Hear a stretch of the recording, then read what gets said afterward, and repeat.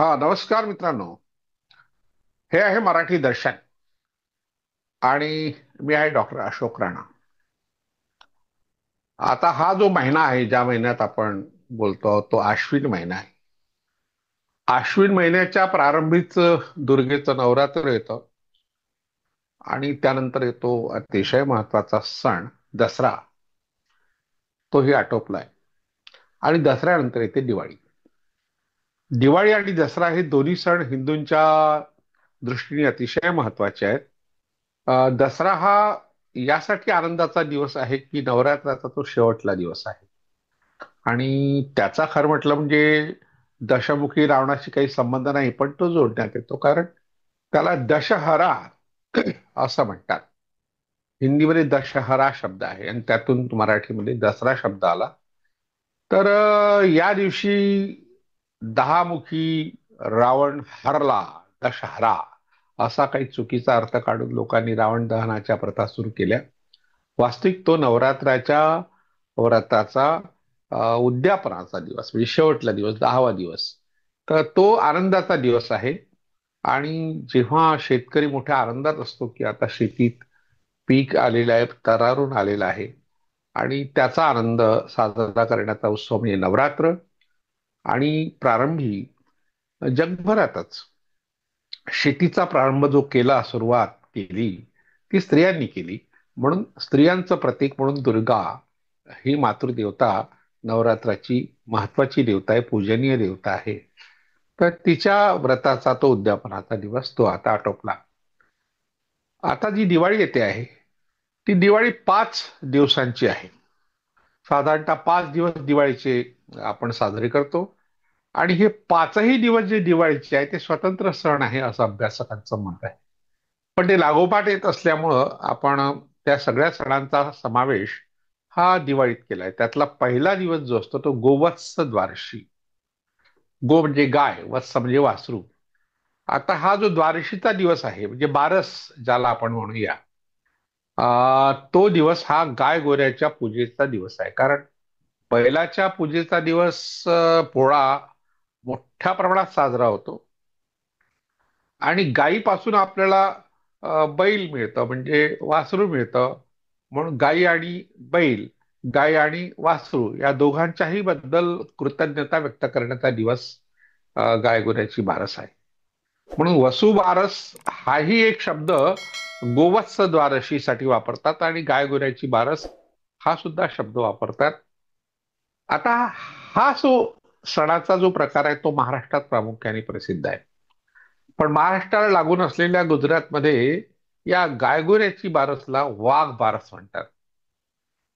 ते का म्हणतात याबद्दलची माहिती आपण पाहूया.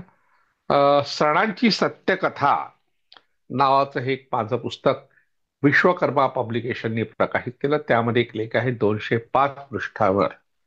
तर त्या लेखाच्या आधारे आपण ही चर्चा करू. तर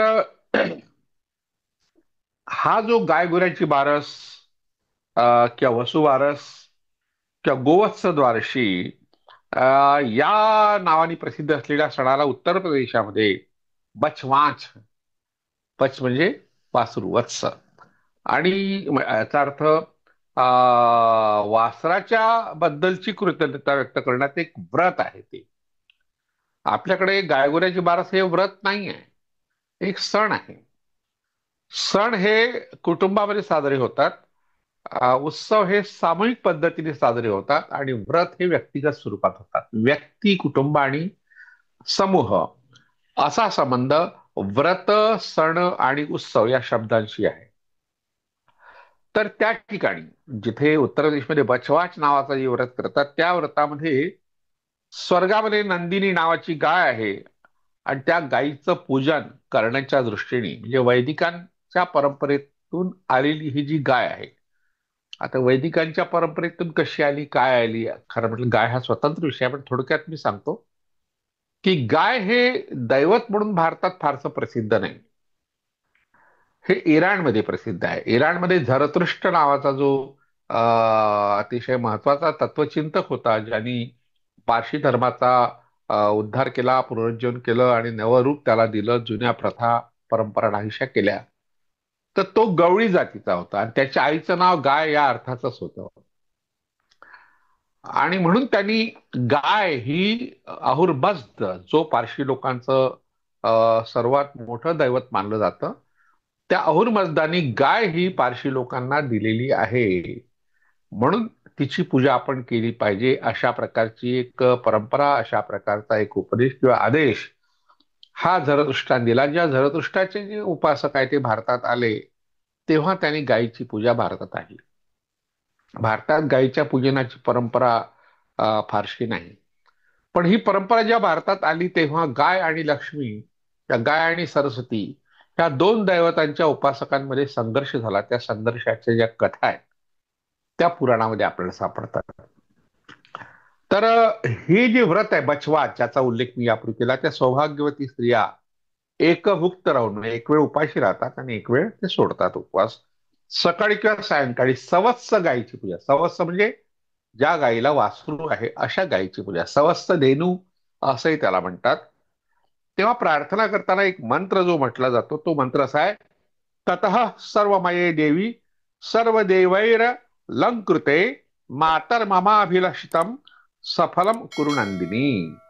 म्हणजे हे नंदिनी, ही स्वर्गातल्या गायी, माझ्या इच्छा पूर्ण कर. तू कशी आहे, सर्व देवांनी तुला अलंकार दिलेले आहेत, अशा तऱ्हेची प्रार्थना आहे. अर्थ असा दिला आहे: हे सर्वात्मिक व सर्व देवांनी अलंकृत अशा नंदिनी माते, तू माझं मनोरथ पूर्ण कर.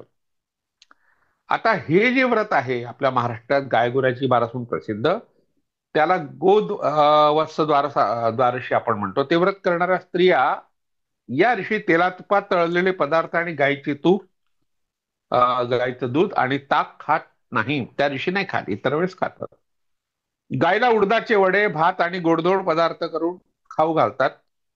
केवळ गाय नव्हे तर वासराची पूजा लौकिक परंपरेत करतात. प्रामुख्याने वासरू महत्वाचं का आहे, कारण शेतकऱ्याला जो बैल मिळतो तो वासराचाच पुढचं रूप असतं, म्हणून त्याला आधीपासूनच पूजित म्हणून ठेवलाय आणि त्याच्या आरोग्याची काळजी घेतली गेलेली आहे. तर वासराबद्दल कृतज्ञता आहे आणि वासराला जन्म देणाऱ्या गायीबद्दलची कृतज्ञता आहे. तर शेतीच्या संस्कृतीमध्ये अशा तऱ्हेने निसर्गातल्या घटकांची जी आपुलकीची भावना आहे ती व्यक्त करण्याची पद्धत, त्यातून काही सण आले. दीपावली हा सण खरे तर शेतकऱ्यांचा आहे.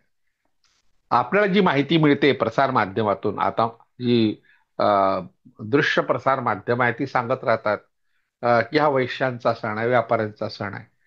कारण हा सण जेव्हा व्यापारी साजरे करायला लागले तेव्हा मोठ्या प्रमाणात दिवे लावणे आणि नंतर जेव्हा फटाके आपल्याकडे भारतात आले, भारतात फटाके नव्हते मुळात, ते चीन मधले, पण भारतात आले तेव्हा त्याचा जो प्रदर्शन करण्याची पद्धत आहे श्रीमंतीचं, ते व्यापाऱ्यांमध्ये असल्यामुळं प्रसार माध्यम सांगतात की हा वैश्यांचा सण आहे, पण तो मुळात शेतकऱ्यांचा सण आहे.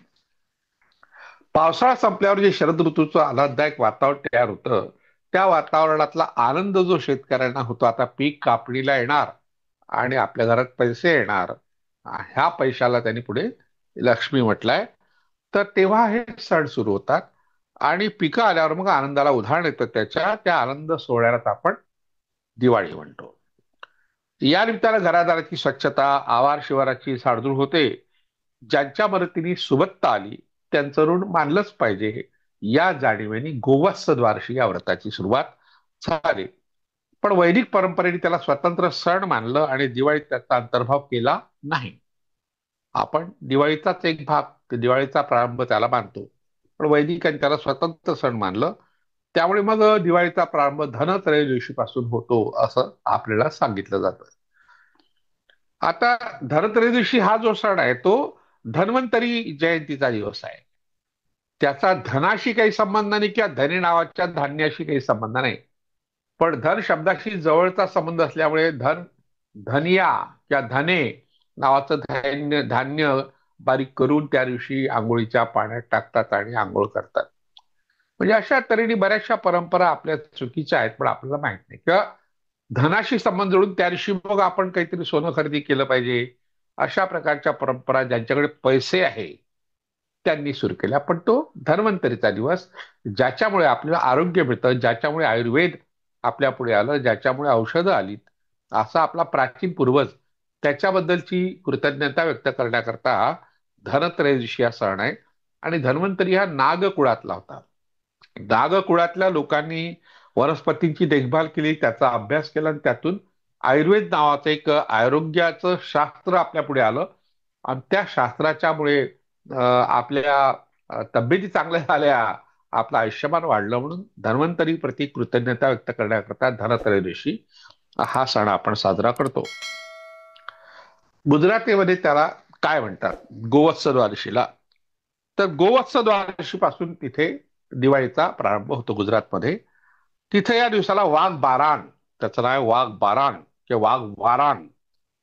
आता गंमत अशी की गायीसोबतच वाघाला तिथं मानाचं स्थान आहे.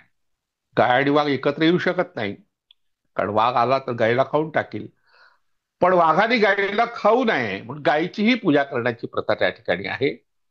तर त्या दिवशी सकाळी स्त्रिया उठतात आणि अंगण झाडून सडा टाकतात आणि रांगोळ्या काढतात. या रांगोळ्यांमध्ये वाघाचं चित्र असतं, वाघाचं आवर्जून चित्र असतं. हे चित्र भाऊबीजेपर्यंत ठेवतात. म्हणजे रांगोळी काढली त्या दिवशी पुसून टाकायची असं नाही, की दुसऱ्या दिवशी पुसायची असं नाही.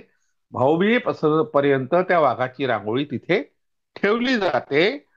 वाघाचं महत्व त्या दिवशी तिथे आहे. यावरून आदिम समाज जो आहे, आदिवासी समाज आहे, त्यांच्या ज्या प्राचीन परंपरा आहेत त्याचा बोध आपल्याला होतो. त्याचप्रमाणे गिरनार, गिरनार हे सिंहासाठी प्रसिद्ध आहे. पण तिथे वाघाची पूजा करण्याची पद्धत सुरू झाली, कारण सिंह उशीर आला भारतात आणि तो गिरनारमध्येच आला.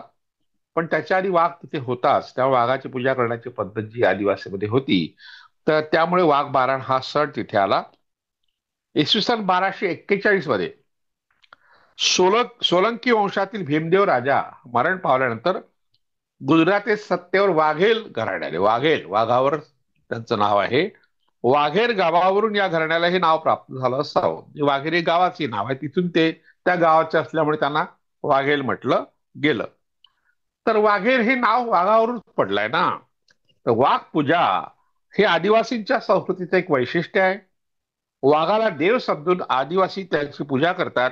आपल्या प्राण्यांना, पाळीव प्राण्यांना वाघाने खाऊ नये, पळून खाऊ नये, या भावनेने वारली, कवार, नाईक, भूबीज, भिल्ल आणि संताळ या जमातीमध्ये वाघांची पूजा करण्याची पद्धत आहे.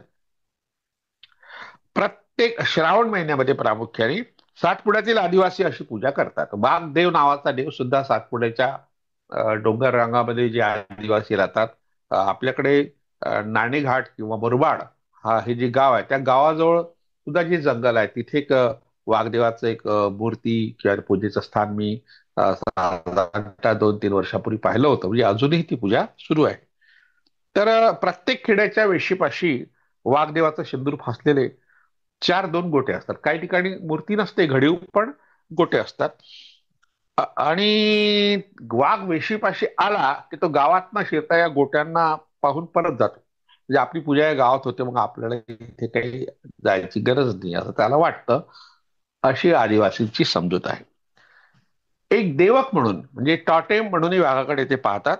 गुजरातमध्ये गोवत्स द्वादशीला वाघ वाराण म्हणण्यामागे अशीच काहीतरी कारण असावी. गुजरातमधले ग्रामीण लोक प्रामुख्याने गोपालक आहे, त्यामुळे तेथे गोवत्स द्वादशीपासून दिवाळीला सुरुवात करण्यामागे गायीच्या विषयी त्यांच्या मनात जी कृतज्ञतेची भावना आहे ती असू शकतं. तर गायीचं जे आपल्या संस्कृतीमध्ये काय स्थान आहे याची थोडक्यात माहिती आपण या ठिकाणी पाहू. वैदिक ग्रंथांमध्ये गायीचं महत्व सांगणारे बरेच उल्लेख आढळतात. ऋग्वेदातील शबर ऋषीने रचलेले एक सूक्त आहे. या स्वरूपा विरूपा एक रूपा या सामग्निरिष्ट्या नामानि वेद य अग्नि सस्तपसेह चक्रुस्ताभ्य पर्जन्यमही शर्म यच्च. ऋग्वेदाच्या 10व्या मंडलातली ही ऋचा आहे. याचा अर्थ आहे या धेनू समान रूपाच्या, विभिन्न रूपाच्या व एकाच रूपाच्या अशा आहेत. म्हणजे गायीचं वर्णन आहे. त्यांची नावं त्यांना योग्य अशा यज्ञावरून पडली. यज्ञ प्रधान संस्कृती असल्यामुळे गायीची नाव सुद्धा यज्ञावरून पडली आहे. ती सर्व नावे अग्नीच जाणतो. अग्नीला ते माहिती आहे, कारण ते अग्निपूजक होते. पारशी अग्निपूजक आणि आर्य सुद्धा अग्निपूजक होते. अंगिरस, त्यांच्या ऋषीचं नाव अंगिरस आहे, जो अग्नीशी संबंधित आहे. यांनी आपल्या तपश्चर्येच्या बळावर या गायीची उत्पत्ती व व्यवस्था केली. हे पर्जन्या, पावसाला प्रार्थना केली आहे, अशा धेनूंना तू सुख आणि कल्याण दे. गायीचं स्तवन करणारे वैदिकांचे विचार वरील सूक्तात आहे. ऋग्वेदाच्या 6व्या मंडलामध्ये, हे प्राचीन मंडल आहे, त्यात सुद्धा गायीची पूजा किंवा गायीची प्रार्थना आहे. योयम गावो मेद यथा कृशम चिरश्रीरम चित कृणुथा सुप्रतिकम भद्रम गृहम कृणुत भद्रवाचो बृहद भोवय उच्चते सभासु प्रजावती सूयवसम रिशंती शुद्धा अप सुप्रयाणो पिबंती मावहस्तेन ईशत मागशंस पर्योत ओहेती रुद्रस्य वृज्जा. अर्थ असा आहे, आपण ही ऋचा पाहिली, ही वैदिक संस्कृत आहे. तिला वैदिक संस्कृत म्हणतात किंवा काही लोक तिला वैदिक संस्कृत न म्हणतात छांदस म्हणतात, छंदोबद्ध असल्यामुळे, कारण संस्कृत शब्द हा नंतरचा आहे. तर त्याचा अर्थ असा आहे, धेनूंनो, दुर्बल झालेल्या मनुष्याला तुम्ही पुष्ट करता, म्हणजे तिच्या दुधाने तो पुष्ट होतो. ज्याच्या मुखावर कळा नाही त्याला तेजस्वी बनवता. तुमचा स्वर मंगलकारक आहे. तुम्ही आमचे घर मंगलमय करा. तुमच्या महान सामर्थ्याची वाखाणणी लोकसभेत सुद्धा होत असते. तुम्हाला पुष्कळ वासर आहेत. तुम्ही कोवळे गवत खाता व पाणवठ्यावर निर्मल पाणी पिता.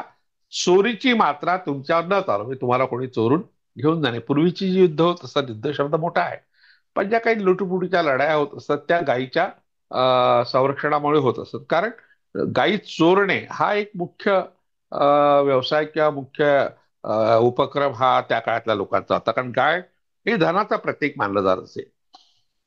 किंवा पापाने माजलेले इतर कुणाचे न चालो, रुद्राचे शास्त्र तुम्हाला वगळून दुसरीकडेच वळव. रुद्राने तुम्हाला मारू नये.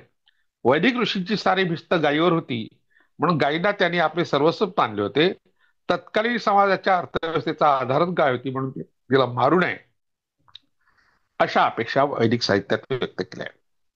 गायीला ऋग्वेदात अवध्या, म्हणजे ज्याला मारू नये. वध म्हणजे मारण्यायोग्य, वध्य, अवध्या म्हणजे ज्याला मारू नये. या अर्थाने अघन्या या शब्दाने संबोधलं गेलाय.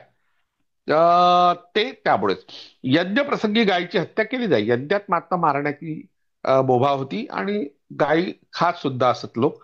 किमान गुप्त्या गायीला तरी दुभत्या गायीला मारू नये, म्हणजे जी आता दूध देते तिला मारू नये. भाकड गायीला मारायला हरकत नाही. ही भूमिका वैदिक ऋषींनी घेतली होती. भार्गव जमदग्नीने ऋग्वेदात प्रार्थना करताना म्हटले की गाय ही निष्पाप असून ती प्रत्यक्ष अदितीच आहे, म्हणून तुम्ही तिला मारू नका. ऋग्वेदाच्या 8व्या मंडलामध्ये ही ऋचा आहे. हे सुद्धा प्राचीन असं मंडल आहे. पण यज्ञात ते गायी मारत असत, त्याचा उल्लेख थोडक्यात हरकत नाही करायला. यज्ञ प्रसंगी गोहत्या करण्यामागे गोमांस भक्षण हे मुख्य कारण आहे. कारण त्यांच्याकडे ते मोठ्या प्रमाणात गोधर असल्यामुळे त्यांच्या आहाराचा तो भाग होता. मी मांसाहार आणि विशेषतः गायीचं मांस खाणे हे वैदिकांचं वैशिष्ट्य होतं. म्हणून त्यांनी यज्ञविधीचं जे वर्णन केलं आहे ब्राह्मण ग्रंथामध्ये, त्यामध्ये गोमांस भक्षणाचे उल्लेख आपल्याला आढळतात. पंडित महादेव शास्त्री जोशी यांनी आपल्या भारतीय संस्कृती कोशात ही माहिती दिली आहे. ते असं म्हणतात की ब्राह्मण ग्रंथावरून असं दिसतं की यज्ञ प्रसंगी मांस भक्षणार्थ गायीची हिंसा केली जात असे. याज्ञवल्क्य हा गोमांस भक्षक होता. याज्ञवल्क्य हा फार महत्वाचा ऋषी आहे वैदिकांचा. त्याच्या नावाने एक स्मृती ग्रंथ सुद्धा आहे. तर तो गोमांस भक्षक होता. तो म्हणतो, माझ्याविषयी बोलायचे तर मी गोमांस खावे या पक्षाचा आहे, मात्र ते कोवळे असले पाहिजे, चांगलं असलं पाहिजे. ज्यावर किरण रिजिजूंनी सांगितलं की मी गोमांस भक्षक आहे. गोव्यातलं जे भाजपचं सरकार आहे ते सुद्धा गोमांस भक्षणाला विरोध करत नाही, पण इतर राज्यात मात्र गोमांसाला बंदी आहे. महाराष्ट्रात अशा तऱ्हेने काही लोकांनी आपापल्या सोयीसाठी कायदे केले आहेत, काही लोकांनी त्यातून सवलती मागितल्या आहेत. शतपथ ब्राह्मणामध्ये ही माहिती आली आहे. हा एक ब्राह्मण ग्रंथ आहे. घरी पाहुणा आला आणि विशेष करून मधुपर्क पूजाच्या वेळेस, मधुपर्क पूजा नावाचा जो प्रकार आहे, आपल्या लग्नाच्या मंत्रामध्ये मधुपर्क पूजा करा वगैरे वगैरे असा उल्लेख येतो. पण ही पूजा गायीच्या मांसाशिवाय होत नसे, त्या गायीला मारायला हरकत नाही असं गृह्यसूत्र सांगतात.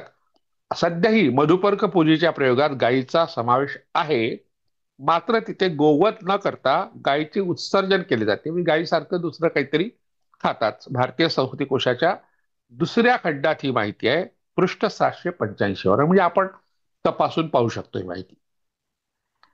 आता हे जे अवतरण आहे हे पंडित महादेव शास्त्री जोशींच्या भारतीय संस्कृती कोशातलं आहे.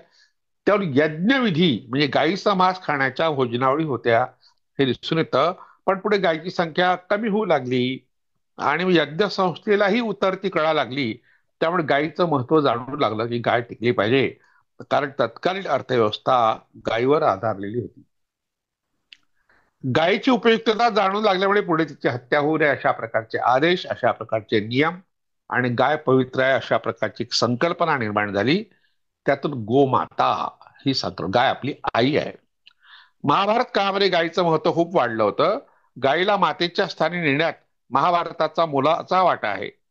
त्यातील अनुशासन पर्व जो आहे त्यात नृंग राजाचे आख्यान आहे. ते सांगताना गोदान आणि त्यापासून मिळणारे पुण्य याचे वर्णन केले आहे.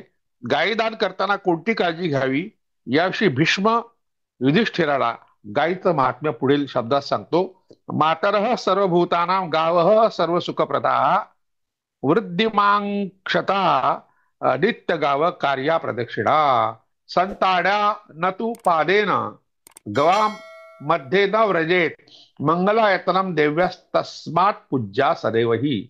अनुशासन पर्व जे आहे महाभारताचं त्यातला हा श्लोक आहे.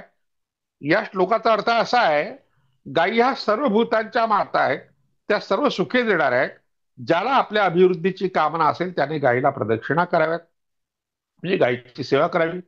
त्यांना कधी लाथ मारू नये, त्यांच्या कळपात घुसून त्यांना अथवा करू नये. गायी हा मांगल्याचं स्थान आहे आणि म्हणून त्या सदैव पूज्य आहेत आणि यापुढे गायीची हिंसा करू नये अशा प्रकारचे आदेश महाभारतात आहेत. आणि इतरही धर्मशास्त्रामध्ये तशा प्रकारचे आदेश, कडक निर्बंध जे आता कायदे आपल्याकडे भारतात काही राज्यांनी केले तशा प्रकारचे कायदे त्याही काळात झाले होते. तर तिचा मांस खाणं, तिची हिंसा करणं हे निषेधार्ह मानलाय आणि ज्यांनी अशा तऱ्हेचा गुन्हा केलाय त्यांना शिक्षा देण्याची तरतूद सुद्धा त्यावेळच्या कायद्यात होती. तर जे कोणी गायीची हत्या करतात किंवा तिला प्रोत्साहन देतात हत्येला, किंवा गोमांस खातात, ते गायीच्या अंगावर जितके केस असतील तितकी वर्षे नरकात खितपत जातात अशी समजूत प्रचलित करण्यात आली. लोकांच्या मनात भीती घातली की मृत्यूनंतर तुम्हाला इतके वर्ष नरकात राहावं लागेल. यातून गोमाता संकल्पना आकाराला आली. 33 कोटी देवता गायीमध्ये वास करतात ही धारणा तिचं अतिरेकी रूप आहे. स्वर्गातील सुरभी गायीची कथा आहे, त्यातून प्रसवली. सुरभीचा अर्थ स्वर्ग, गोलोक तिचा स्वतंत्र स्वर्ग आहे, त्याला गोलोक असं म्हणतात. आणि तिच्या मुली पृथ्वीवर राहतात, ती राहते गोलोकात. तर गाय आणि पृथ्वी यांचा काय संबंध आहे यावर या ठिकाणी आपण माहिती पाहू. पृथ्वी प्रदक्षिणेच्या कथा पौराणिक साहित्यात आहे. गणपती आणि कार्तिकेय यांच्या पृथ्वी प्रदक्षिणेत पैज लागली होती, तेव्हा गणपतीने गायीची प्रदक्षिणा करून ती जिंकली अशी कथा गणेश पुराणात आहे. गायीला पृथ्वीचं रूप मानलाय. पृथ्वीराजाच्या आख्यानात गाय व पृथ्वी यांच्यामध्ये एक रूपत्व कल्पिलं आहे, ते आख्यान पहा. पृथ्वीराजाला राज्याभिषेक झाल्यावर त्याच्या पुढे एक गहन प्रश्न उभा राहिला, तो आपल्या प्रजेसाठी लागणाऱ्या अन्नाचा. त्याचे सर्व प्रजाजन अन्न अन्न करीत त्याच्याकडे आले. पृथ्वी अन्न पिकवीत नाही ही त्याची तक्रार होती. ते पाहून पृथ्वीचा राग आला आणि त्याने पृथ्वीला शिक्षा करण्याकरता धनुष्यबाण तिच्याकडे रोखला. त्यामुळे पृथ्वी घाबरली. पृथ्वी बोलते आहे पुराणामध्ये आणि गायीची रूप घेऊन पळू लागली. म्हणजे गाय आणि पृथ्वी यांच्यात एकरूपता दाखवण्याकरता अशा प्रकारचं एक मिथक हे पुराणकाराने तयार केलं. पृथ्वी तिचा पाठलाग करू लागला. त्या शेवटी पृथ्वीला शरण आली व तिने विनवून पृथ्वीला म्हटले, हे राजा, मी पृथ्वीवरच्या औषधी वनस्पती खाऊन पचवल्या आहेत. माझ्या दुधाच्या द्वारे तुला त्या परत मिळू शकतात, म्हणून एखादे वासरू माझ्या आचळाला लाव. आचळ म्हणजे जी पाना सोडते गाय, तर त्याला आपण आचळ म्हणतो. तर त्याला लाव आणि त्या वनौषधी दुधाच्या रूपाने दोहून मिळव. पृथ्वीने तसे केले. तसेच इतरांनीही केले व आपणास तसे हवे तसे दोहून मिळवले. म्हणजे दुधाच्या माध्यमातून सर्व प्रकारच्या औषधी वनस्पतीचं जे सार आहे ते आपल्याला मिळालं. पण दुधाने पुष्ट होणारे लोक आहेत, आजही आहेत. या कथेतून गायीच्या उपयुक्ततेचं महत्व सांगण्यात आलं. म्हणजे गाय कशी महत्वाची हे धार्मिक कथातून सांगितलं तर लोकांना खरं वाटतं, इतर वेळेस नाही मान्य होत. म्हणून पृथ्वीला त्यांनी गायीचं रूप मानलं, गायीला पृथ्वीचं रूप मानलं. पण आपल्याकडे स्वातंत्र्यवीर सावरकर नावाने फार प्रसिद्ध विद्वान होते, विनायक दामोदर सावरकर ज्यांना आपण म्हणतो. त्यांचं गायीबद्दलचं वेगळं मत आहे, ते इथे हरकत नाही पाहायला. तर एक गायीचं रक्षण करणं हा या गोमाता संकल्पनेचा उद्देश आहे.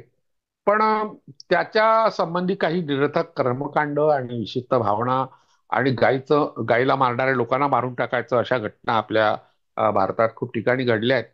कुणाच्या घरी गायीचं मांस आहे या संशयातून त्या कुटुंबातल्या लोकांना मारायचा असाही प्रकार झालाय. हा अतिरेकी प्रकार गेल्या 10 वर्षात खूप बोघाळला आहे. याला विरोध करण्याकरता सावरकर तर खूप आधी होऊन गेले, पण तेव्हाच त्यांनी असं म्हटलं होतं की गाय ही माता नाही आहे, उपयुक्त पशु आहे. तर त्यांचा लेख आहे, गोपालन हवे, गायीचं पालन करा, पण गोपूजन करू नका, गायीची पूजा करू नका, अशा या शीर्षकाचा एक निबंध आहे. त्या निबंधात ते म्हणतात, गाय हा उपयुक्त पशु आहे, यास्तवच त्याची देवता कल्पना आपण सारे वेडेचार, त्याने वेडेचार म्हटला ह्या प्रकाराला, गायीच्या पूजेला. गायीच्या प्रकरणी करतो तेही निवळ बाष्कळपणाचे, मूर्खपणाचे म्हणायलाच नको का. घोडा, कुत्रा, गाढव या उपयुक्त पशूंमध्ये गायीत आहे तो वांछनीय गुण नसले, इतके चांगले गुण जरी नसले तरी त्यांचा उपयोग होतोच ना आपल्याला. म्हणून ते म्हणतात ते गायीत नाही आहेत ते सगळे उपयोगी गुण, पण देवता कल्पून त्यासही पूजले नाही म्हणून त्यांची काही जोपासना कमी होते. आपण समजा कुत्र्याची पूजा नाही केली, गाढवाची नाही केली, घोड्याची नाही केली, तरी बाकी तर जोपासना करतोच की नाही, तशी गायीची जोपासना करावी. तर ते उपयुक्त पशु आहेत. यामुळेच म्हैस, घोडा, कुत्रा यांची योग्य ती जोपासना जशी होतेच आहे, तशीच गायीचीही तिला न मानले तरीही तिच्या उपयुक्ततेच्या बळावर होईल हे नक्की. इतकेच नव्हे तर तिला देवता केल्यापेक्षा तिला अधिक उपयुक्त प्रकारे आणि पशुस आवडेल अशा पशुच्या प्रमाणात होऊन गोपूजनामुळे होणाऱ्या राष्ट्राच्या बुद्धिहत्येचे पापही टळेल. म्हणजे गायीला गोमाता मांडणं, तिची पूजा करण्याचा आग्रह करणं हे बुद्धी हत्या. म्हणजे आता आपली बुद्धी हत्या झालेली आहे. लोक गायीचं मूत्र अगदी डोक्यावर घेतात, तिच्या त्या मूत्र सुरू असताना तोंड लावतात, तिथेच पितात आणि रस्त्यावरती गायीचं शेण खातात. हा अतिरेकी प्रकार आपण जो पाहतो आहोत, हा प्रकार म्हणजे बुद्धी हत्या आहे असं सावरकरांचं म्हणणं आहे. तर गोपालन इतके कर्तव्य नसून, गोपूजन हा हिंदूचा धर्म आहे, ऐहिकच नसून पारलौकिक पुण्य आहे. ते अशा भाबड्या भावने पाहिजे आम्ही गायीस देखील नकोसे व्हावे, असे तिचे कोण स्तोन माजून ठेवले आहे पहा. समग्र सावरकर याचा जो खंड आहे 9वा, त्यात विज्ञाननिष्ठ निबंध नावाचा एक निबंध आहे आणि त्यामध्ये पृष्ठ 58 वर ही माहिती आली. आपण हे सावरकरांच्याच ग्रंथातून घेतलेली माहिती आहे. प्राचीन काळात गोमांस भक्षण होत होतं यावर सुद्धा एक पुस्तक फार आधी लिहिलं आहे. तर त्या पुस्तकाचा या ठिकाणी परामर्श घ्यायला हरकत नाही. तर 7 नोव्हेंबर 1966 रोजी अशीच एक घटना घडली. दिल्लीतील संसद भवनासमोर गोवध बंदीसाठी मोठ्या प्रमाणात काही परंपरावाद्यांनी निदर्शनं केली. धर्माच्या नावाने कोट्यावधी रुपयाची संपत्ती नष्ट केली. अखिल भारतीय काँग्रेसचे तत्कालीन अध्यक्ष कुमारस्वामी कामराज नादर यांना जिवंत जाळण्याचाही प्रयत्न केला. म्हणजे एका नेत्यालाही जिवंत जाळण्याचा प्रयत्न केला गोहत्या होऊ नये म्हणून. म्हणजे गायीच्या बदल्यात माणसं जाळणे, माणसाचं महत्व नाही, गायीचं महत्व जास्त आहे. ही गोष्ट 1966 वर्षापूर्वी आहे. याही गोष्टीला आता साधारणतः 60 वर्ष होत आहेत. 60 वर्षापूर्वीची घटना आहे. तर ते वाचले. कामराज हे मोठे नेते होते काँग्रेसचे, ते वाचले.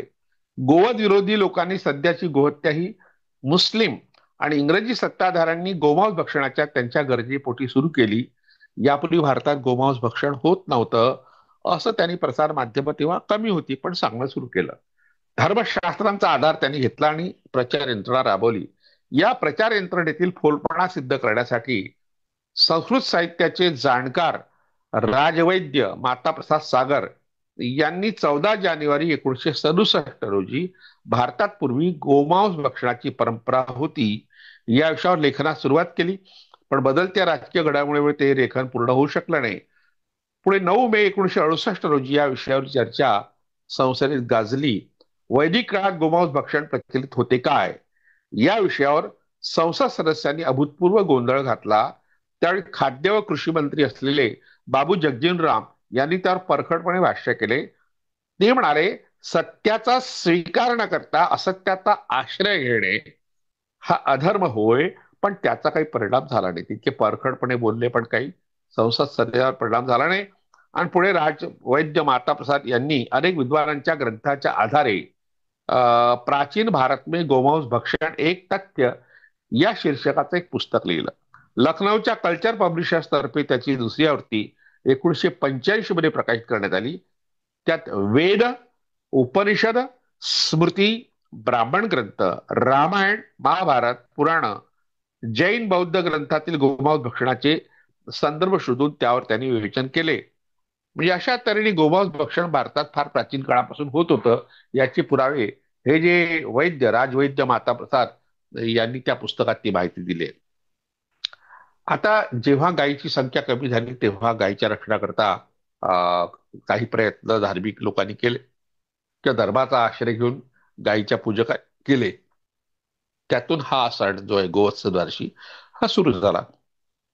यज्ञातील कर्मकांडांशिवाय गोमांस भक्षण पूर्वी भारतात होत होते. असं नाही की यज्ञातच गायीचं मांस खाल्लं जात होतं, इतर वेळेस गायीचं मांस खायचं, कारण मोठ्या प्रमाणात गायीचे कडप होते. जवळचा हा पशु असताना दुसऱ्या पशुला मारायचं कशाला? तर अशा तऱ्हेने गायीला कापणं किंवा खाणं अशा प्रकारच्या प्रथा परंपरा, शूलगव या विधीबद्दल यापूर्वी आपण माहिती पाहिली होती पोळ्याच्या संदर्भात. तर तेव्हा सुद्धा गायीची कातडी, गायीची आतडी ही खात असत.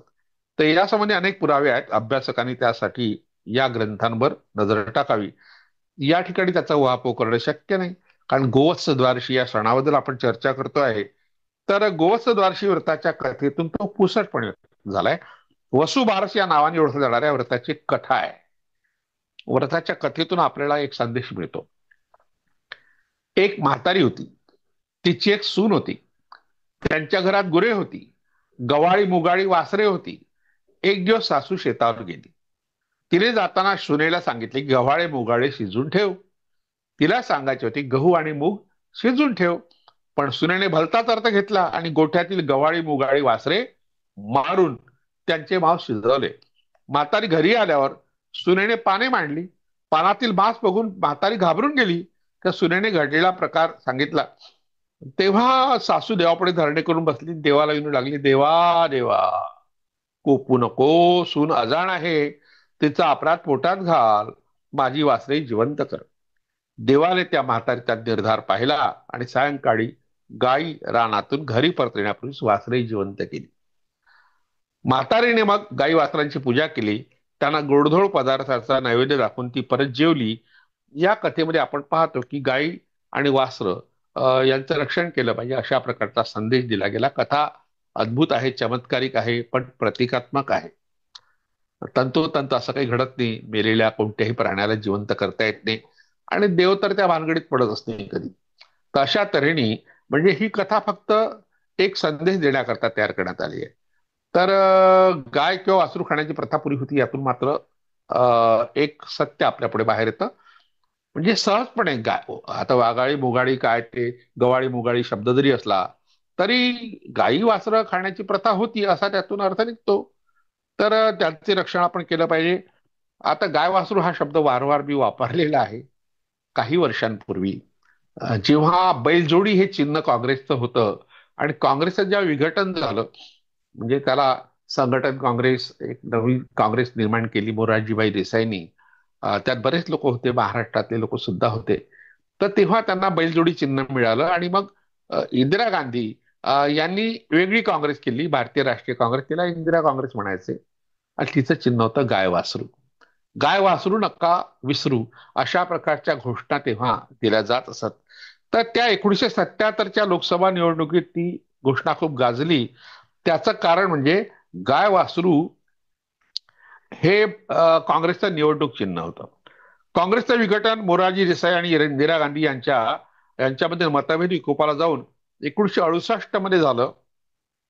त्यामुळे बैलजोडी हे बहुप्रचलित चिन्ह गोठवलंच गेलं, ते चिन्हच गोठवलं गेलं. काँग्रेसची इंडिकेट सिंडिकेट अशी दोन शकलं झाल्यावर इंदिरा गांधींचं महत्व वाढलं. त्यांच्या नेतृत्वाखाली सत्तेवर आलेल्या काँग्रेसला इंदिरा काँग्रेस हे नाव मिळालं. या पक्षाचं निवडणूक चिन्ह गाय वासरू होतं. गाय म्हणजे इंदिरा गांधी आणि वासरू म्हणजे संजय गांधी असं त्यावेळी उपहासाने म्हटलं जात होतं. दादा कोंडके यांच्या राम राम गंगाराम या चित्रपटात एक गाय 100ची नोट खाताना दाखवली होती. तिच्यासोबत असलेल्या वासरावर दादांची तिरकस टीका त्यावेळी गाजली होती. पुढे गाय वासरू हे चिन्ह न्यायालयीन वादात अडकलं. जनता पार्टीचे नेते राजनारायण यांनी ते गोठवावं यासाठी खटला दाखल केला. त्यांचे वकील शांती भूषण यांनी गाय वासरू हे धार्मिक चिन्ह असल्याचं धर्मग्रंथामधील पुरावे नाहीसे केले, सादर केले आणि न्यायालयाने ते मानले आणि गाय वासरू हे चिन्ह सुद्धा गोठवलं गेलं धार्मिक चिन्ह म्हणून. त्यानंतर पंजा म्हणजे हात हे चिन्ह काँग्रेसला मिळालं. आज जे चिन्ह पंजा हे मिळालं त्याची ही पार्श्वभूमी आहे. गाय आणि वासरू हे पृथ्वीचं चिन्ह म्हणून भारतात जसं प्रचलित आहे होतं, तर ग्रीक संस्कृतीमध्ये होतं. धार्मिक लोक त्या दृष्टीने अजूनही पाहतात. म्हणजे गाय आणि वासरू, हे वासरू म्हणजे प्रजा, गाय म्हणजे पृथ्वी. म्हणजे प्रजेचं पोषण गायीच्या दुधाने होतं किंवा वैदिक काळात ते मांसानी रक्तानी सुद्धा होत होतं. त्याचा संदेश यातून मिळाला आहे. जगभरातल्या अनेक संस्कृतीमध्ये अशा प्रकारची प्रतीकं आहेत, त्याविषयी आपण केव्हा तरी माहिती पाहू. आज ही माहिती पुरेशी आहे. पण आदिवासींच्या दिवाळीमध्ये आपण वाघ बारस नावाच्या सणाचा परामर्श घेऊ. त्यामुळे इथे थांबायला हरकत नाही असं मला वाटतं.